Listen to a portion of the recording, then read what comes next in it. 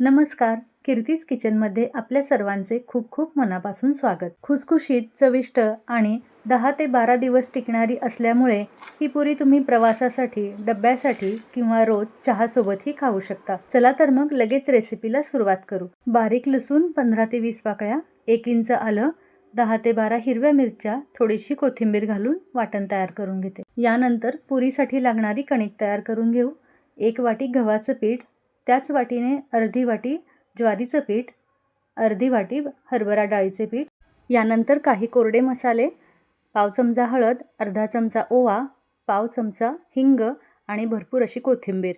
यानंतर वाटून घेतलेलं आलं, लसूण आणि मिरचीची पेस्ट, चवीपुरतं मीठ, सर्व मिक्स करून घेते आधी. नंतर आपल्याला लागेल तसं पाणी घालून घट्ट अशी कणिक तयार करून घ्यायची. ज्वारीचं पीठ असल्यामुळे कणिक लवकर सैलसर होते, त्यामुळे सुरुवातीलाच थोडंसं पाणी घालून कणिक घट्ट मळून घ्यायची. सुरुवातीला चमच्याने अशी मिक्स करून घेतली, नंतर हाताने मळून अशी घट्ट कणिक तयार केली. कणिक अशी घट्ट असेल तर पुऱ्या छान फुगतात आणि खुसखुशीतही होतात. तेल गरम होत आहे तोपर्यंत पुऱ्या लाटून घेते. चपातीसाठी घेतो त्याच्यापेक्षा थोडा मोठा गोळा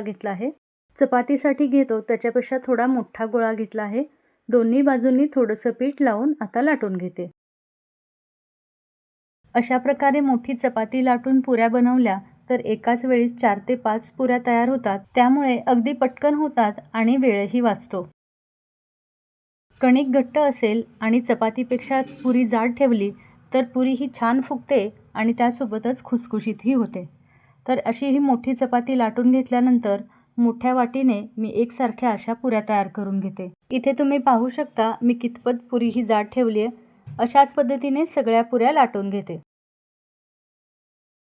दुसरी चपाती थोडी लाटून घेतली, त्याच्यावरती पांढरे तीळ लावून घेते.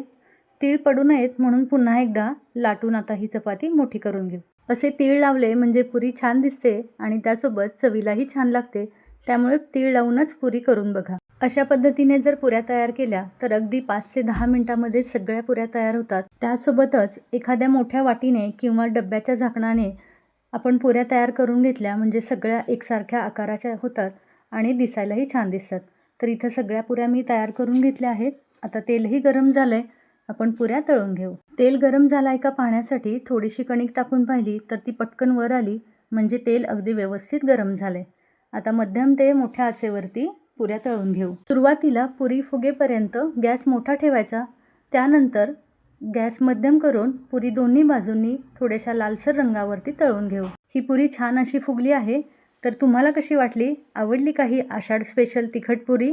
मला कमेंटमध्ये नक्की सांगा आणि आवडली तर एक लाईक नक्की करा. सर्व पुऱ्या मी अशाच मोठ्या ते मध्यम आचेवरती तळून घेते. तोपर्यंत तुम्ही अजूनही कीर्तीज किचनला सबस्क्राईब केलं नसेल तर लगेच सबस्क्राईब करा आणि पुन्हा भेटूया अशाच एका नवीन रेसिपीसह कीर्तीज किचनमध्ये. धन्यवाद.